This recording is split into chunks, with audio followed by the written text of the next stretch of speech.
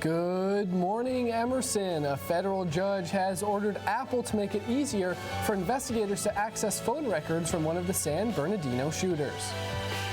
And Medina Shahi is here with your complete Grammys recap and some of the bad blood that went down on the show. All that and more today, Thursday, February 18th. I'm Sean Stackhouse. And I'm Lauren Fox. We've got a great show for you this morning. Malcolm Kellner will join us as more information surfaces about Peyton Manning's sexual assault case from college.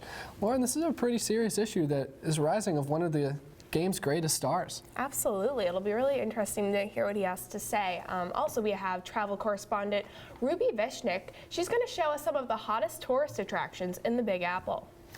I don't know about you, but I'm kind of overwhelmed when I go there, so I haven't been in a long time, so I'm excited to see what she has to show us. Yeah. But the biggest worldwide story today, 28 are dead and at least 61 are injured after an attack in Turkey's capital yesterday. The bombing hit 3 military vehicles and 1 private vehicle in Ankara, just outside of Turkey's parliament building. According to Deputy Prime Minister Numan Kurtulmuş, this is being classified as a terrorist attack. However, no group has claimed responsibility. The Turkish President Tayyip Erdogan said in a statement, Turkey will not hesitate to use its right to self-defense anytime, anywhere, and in all situations. Large flames and smoke filled the city after the explosion, and some of the victims were civilians. Wow, Sean, tensions are running high with the South Carolina Republican primary just around the corner. Chloe Tebow has more on the political drama. Thanks, guys. Here are today's developing stories. Today we begin by looking ahead to Saturday's Republican primary in South Carolina. The heat has intensified as candidates resorted this week to vicious attacks against each other in advertisements and media interviews. In a video released on Tuesday afternoon, Senator Ted Cruz accused Donald Trump of supporting abortion for a large part of his adult life. Trump fired back, calling Cruz a liar. A CNN ORC poll on Tuesday showed Trump still dominating in the South Carolina Republican lead at 38%, followed by Cruz at 22%. Marco Rubio and Jeb Bush fall behind these numbers at 14% and 10%. President Obama is facing increasing opposition this week from a Republican Congress after the death of Justice Antonin Scalia. On Sunday, Senate Republicans claimed they would refuse to approve any Supreme Court nomination by Obama. Senator Mitch McConnell of Kentucky stated that this vacancy should not be filled until Obama's termination as president. The White House, however, has vowed to select a nominee within a few weeks. Scalia was a strong conservative force on the Supreme Court, and for this reason, the president may be considering a moderate nominee to gain more support from Republicans. And turning to future presidential contenders, Secretary Hillary Clinton is facing a large generational divide in the demographic that she thought would be most loyal to her. Young Democratic women are showing increasingly more support for Senator Bernie Sanders as the race gets more competitive. In the New Hampshire primary last Tuesday, Clinton led Sanders by 19 points among women 65 years and older. However, she trailed behind Sanders by 59 points among women aged 18 to 29. Many of these millennial women state that they do want a female president. They simply don't know if Clinton is the right contender for them. And finally, Boston citizens had a bit of a scare Tuesday night when a panel fell off of an Orange Line train, causing smoke to fill the station. MBTA officials are investigating the situation and claimed the 1-foot by 12-foot panel dislodged around 8:30 p.m. It then hit a wall and landed on the third rail, causing the black smoke. Despite a scene of chaos, there were no reported injuries. Body panels will now be examined every 12,000 miles, and the Orange Line expects the first new car in 2018. I think that will be a day that we are all anticipating. That's all I have for you today. Back to you, Lauren and Sean. Thanks, Chloe. I absolutely agree. So this incident kind of comes really soon after their whole scary runaway red line incident.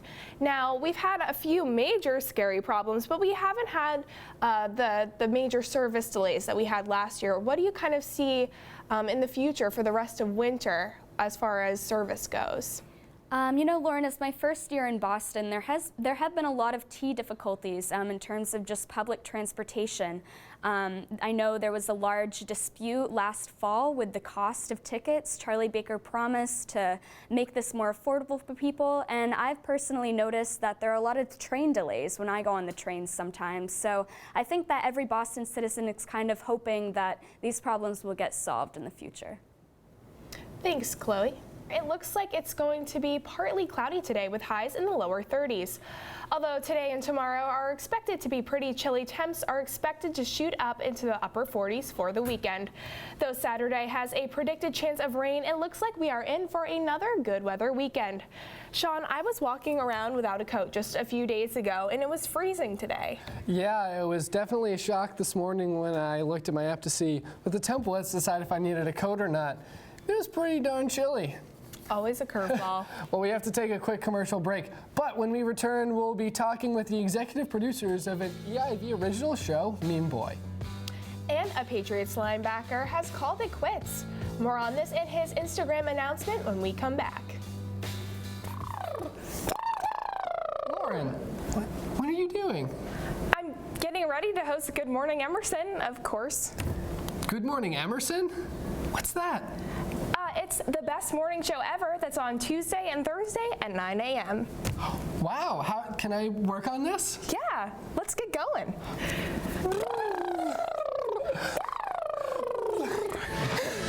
Red leather, yellow leather, red leather.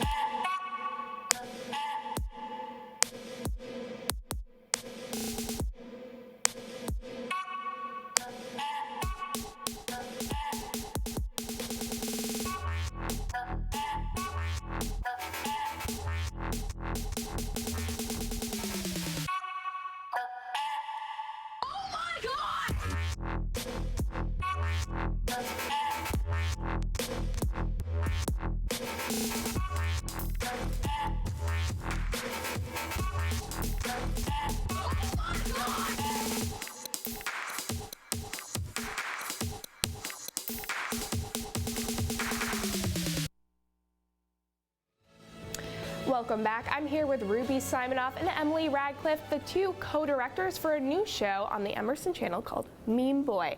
Now, what is this show about?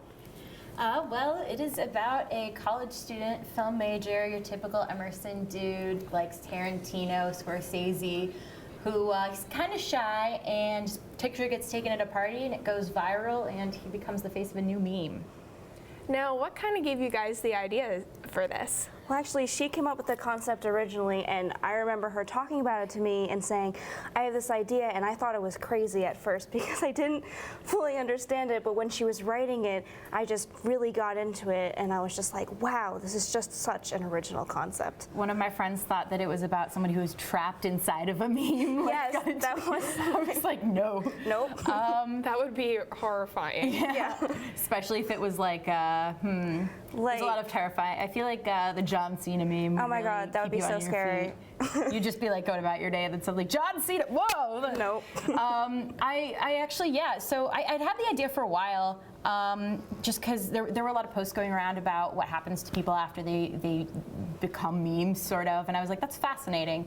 And then I really got an excuse to write it when I was in writing the short, and we had to do something based off of a news story, and I had found a news story about, there's a hipster barista meme, and the guy behind it was actually really offended and upset by it. He was like, yeah, make fun of me for something I do to feed myself, you know, he's really upset by it, and you know, I see that versus people who are like, I'm a meme, this is super cool, like Success Kid, he's a little bit older now, but he used his fame to get something for his dad, I think, like money for a health problem. See the thumbs up? Yeah. Him. And just like there's so many different reactions, but in writing, we had to do a story based on a news story, and I was like, well, this is a news story, so it gave me an excuse to write it. And then as I was writing, I was like, you know, I think this isn't really a short film, it's more of like a web series, so I asked my teacher if that was okay, and she said sure. So. And when she was writing it, I was always in the room. It just happened to be. So she'd base a lot of the dialogue off of our conversations. It's the very first conversation I had written right after we basically had that conversation. Right. Oh, wow. Yeah. Is the main character based on anyone in particular at Emerson, or more of like a stereotype? It's like very loosely based on one of my good friends, Sam. Very loosely, and then I added in, he's not your like, oh, I think I am Scorsese, huh.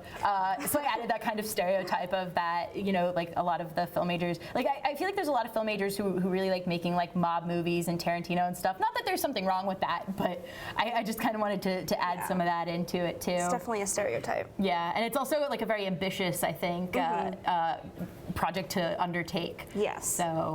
So what kind of problems does the character encounter on the show after he becomes this meme?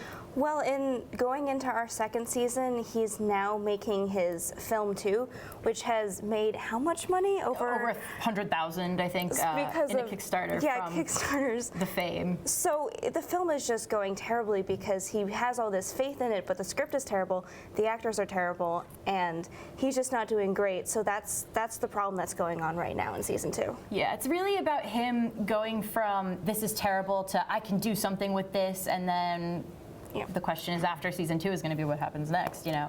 Great. Well, be sure to check this out online. Right now we have sports correspondent, though, Malcolm Kellner here with more on Gerard Mayo's surprising announcement. Thanks, Lauren. We'll get to that story later about Mayo, but first, the glow from Peyton Manning's Super Bowl win is wearing off. An alleged incident from 1996 involving Manning has been cited in a Title IX lawsuit against the University of Tennessee. And the lawsuit alleges that behavior by male athletes created a hostile sexual environment at the school where Manning played in the 90s. Specifically, the suit recalls a 96 incident in which a female trainer accused Manning of placing his naked genitals on her face as she examined him for injury. And that was reported by the Tennessee newspaper. Now, Manning has not responded since the case has resurfaced, but previously he denied the allegations and said he was joking around by mooning another teammate who was in the room. Now, with this case and the HGH allegations made in a December Al Jazeera report against Manning, multiple questions now swirl around him as the public waits to see whether Peyton will retire, which most people expect him to do. And now, a longtime Patriots defensive captain is hanging up the cleats. Star linebacker Gerard Mayo announced in an Instagram post that he is retiring.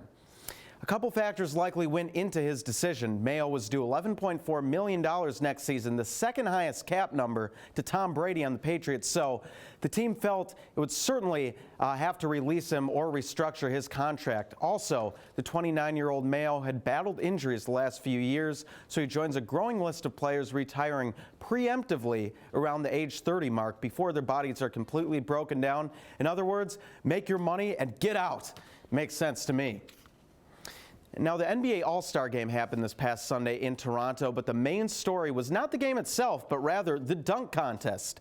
It came down to Aaron Gordon of the Orlando Magic and Zach LaVine of the Minnesota Timberwolves in a duo for the ages. Let's check it out.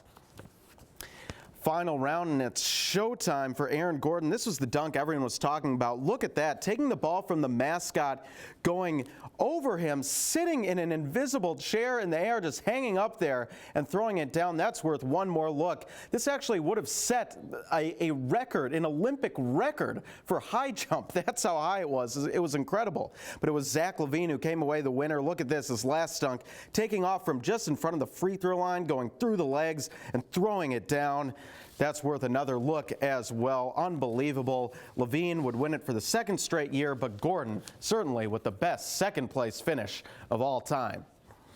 Manny Pacquiao just got knocked out, and it wasn't in a boxing match. Nike terminated its endorsement with the boxer yesterday, a couple days after Pacquiao said on a Filipino TV show that homosexual people were worse than animals. Yikes. He later apologized in a video message on Twitter, but it was too late. The 37-year-old Pacquiao's next fight against Timothy Bradley in April is expected to be his last. Either way, he won't be wearing any Nike gear for it. Well, that's all I have in sports for today. Back to you two at the desk. All right, thank you, Malcolm. A little disappointed not to have any shout out to my fellow New Hampshire native that also competed in the dunk contest, Will Barton. But anyways, still love you. We are going to send it over to our travel correspondent, Ruby Vishnik now. She made her way to NYC this weekend to check out the best tourist destinations in the Big Apple. Let's take a look. Hi, I'm Ruby, your Brit in Boston, and today we're going to be traveling outside of Boston. I'm going to be taking you on my weekend trip to New York. I'm just finishing packing and then it's time to go.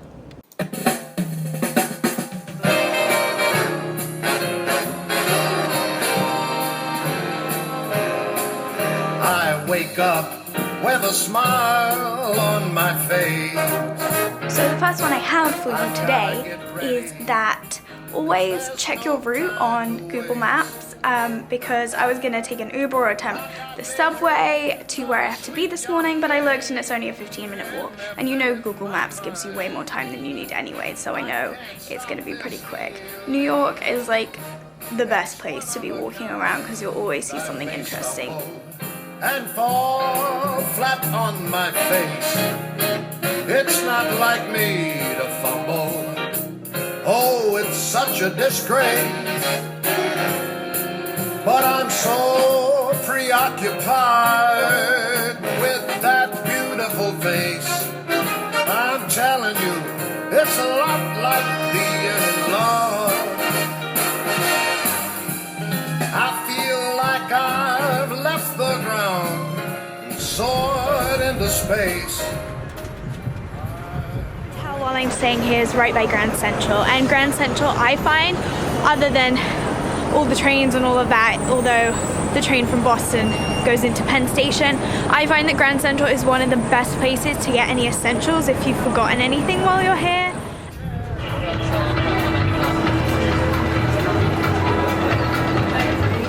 This isn't exactly what you think when you think of Times Square. There are so many great bagel and pizza places in this area, in particular Times Square, but of course throughout the city. And while you're here, you should definitely treat yourself to one, as it is 100 times better than Einstein's and definitely better than Max.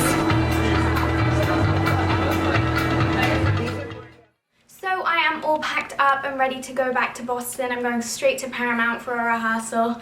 But I guess that's just the life of an Emerson student. I've had such a great time being in New York this weekend, from helping at the Zang Toy Fashion Show to showing you some of my favorite places in the city.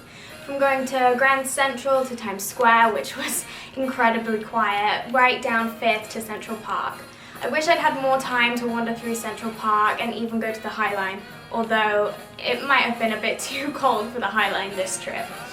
I hope these tips have helped you, and have a great time if you're ever in New York. See you next time. Bye. Thanks, Ruby. A federal judge has ordered Apple to make it easier for investigators to access phone records from one of the San Bernardino shooters. The FBI has also asked Apple to create a backdoor to the iPhone to prevent further attacks. In a letter to customers, Apple's chief executive Tim Cook said that this tool might seem like a clean-cut solution, but this could expose Apple customers to a greater risk of attack from hackers and cyber criminals. Now, do you guys agree with Cook, or do you think that having this backdoor would actually make us more secure?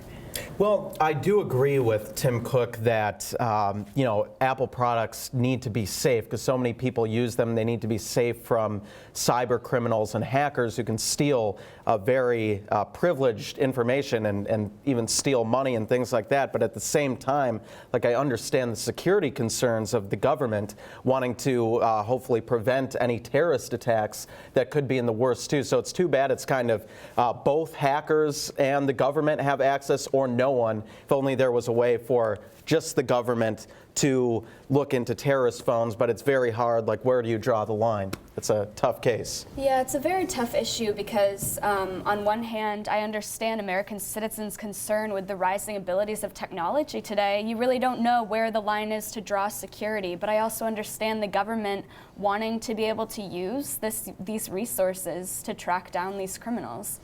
It's very difficult because you can't deny that if the government had some of this information, it would help to stop terrorism in the United States. But at what cost are we losing our freedom as citizens that we are able to go on our phones and we don't know who is looking at them, whether it be hackers that are trying to get our information or just the government and they're surveilling us when personally we don't necessarily need that? Yeah, it's very tough. Like for me personally, I mean, I wouldn't care if the government were to see what I have on my phone, if that's what was needed to keep us safe. I'm not plotting any terrorist attack, but at the same time, it's not like I want hackers trying to access my information either. So it's very tough where to draw the line, and there's really no easy answer here, I think. I agree. This is really scary. And last year, I believe we had that kind of big celebrity photo explosion from these hackers. So it's kind of scary how capable these people might already be. And if they can do that already, it's hard to really understand maybe how the government needs an extra step to really look into our personal information. Yeah, for sure. Just trying to become as secure as possible as a nation, too, is something to look at, as we have had issues, especially in San Bernardino, where this issue had stemmed from, where the government is trying to gain greater access so they can learn and they can look to further prevent issues like this. But we'll have to see what the eventual ruling will be. Yeah, should be interesting. I agree, Sean. We have to take a quick commercial break, but when we come back, Jessica Shorter-Bonney is here to show us some creative drink mixes. Stay tuned. Lauren, what are you doing? I'm getting ready to host Good Morning Emerson, of course. Good Morning Emerson? What's that? It's the best morning show ever that's on Tuesday and Thursday at 9 a.m. Wow, how can I work on this? Yeah, let's get going.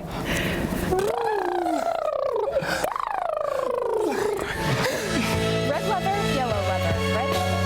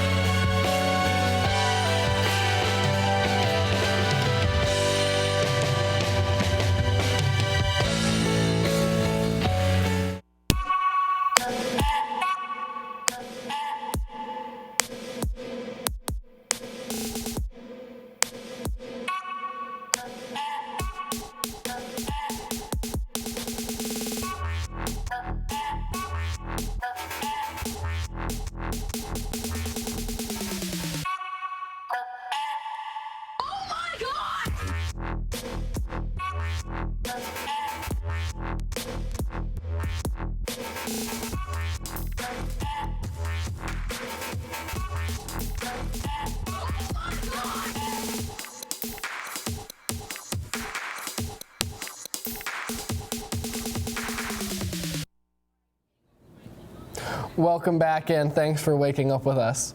Next up, we have Medina Shehi, who is here to give us a T-Swift-dominated Grammys recap. Hi guys, here's what I have for you today. The Grammys this year was a show-stopping event, and I'm here to give you a full recap. Taylor Swift won Best Album of the Year for her album 1989, and she is now marked in history as the only woman who has ever won the Album of the Year twice in the Grammys.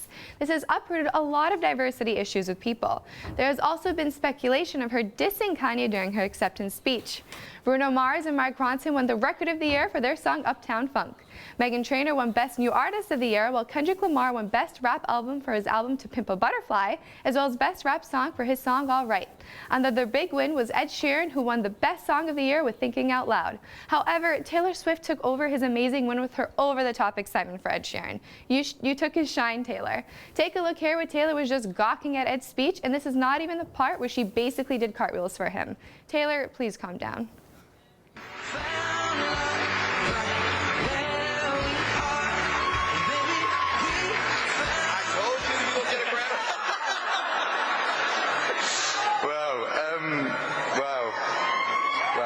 Thank you very much.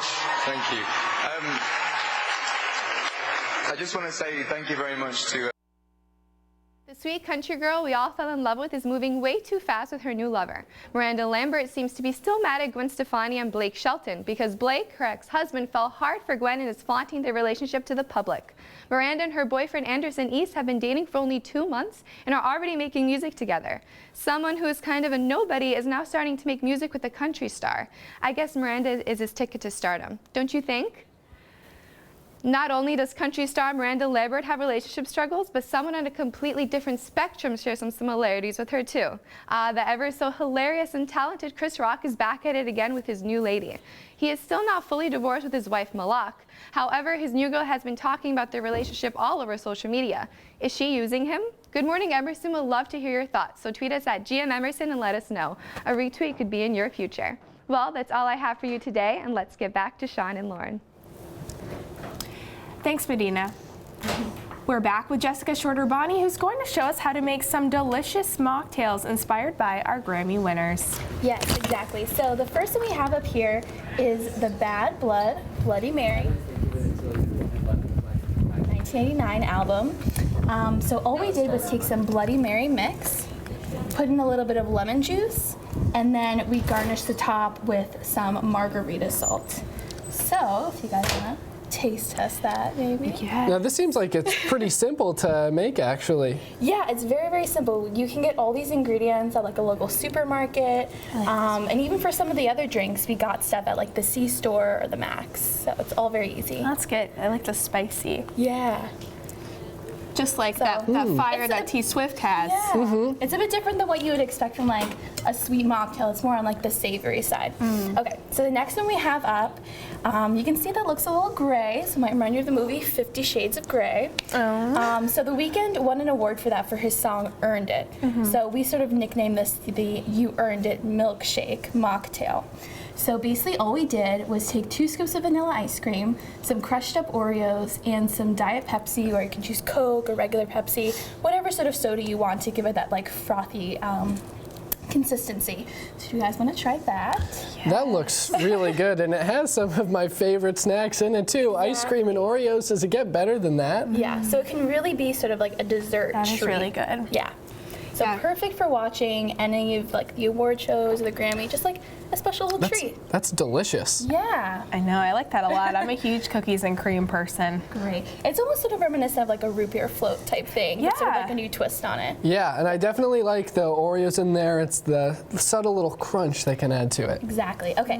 And the last one we have here, we've named this our Uptown Funk Pina Colada, since Bruno Mars won the award. Oh, yes. So we're actually going to have you guys make this one and taste test it yourself. Oh, wow. Okay. Yeah. I think I'm ready for this. Okay. Yeah. So in this tumbler, you're going to put in, we already have some ice in here, some pineapple juice, usually around like 3 ounces, but you can put in as much as you want. Okay. So you're going to tell me when. Okay. I'd say that's about good. That's about good. Okay. Great. And then you're going to take some cream of coconut. For any of you out there who like coconut oil or anything coconut flavored, this is going to be perfect for you. Oh, man.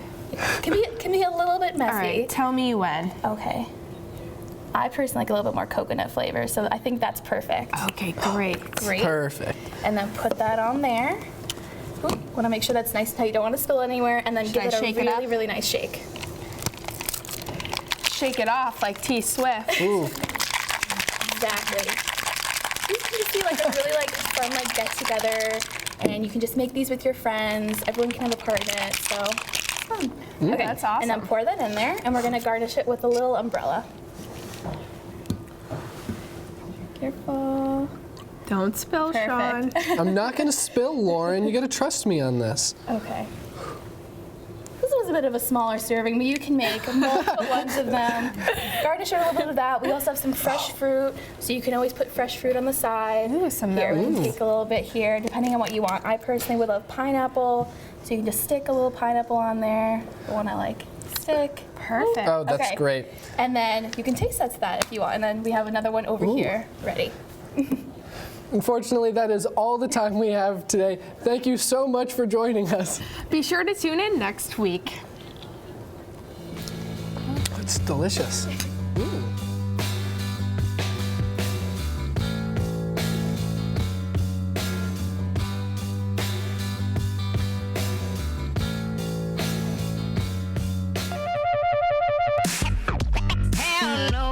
place to go. Have no place to go. Darling, have no place to go. Have no place to go.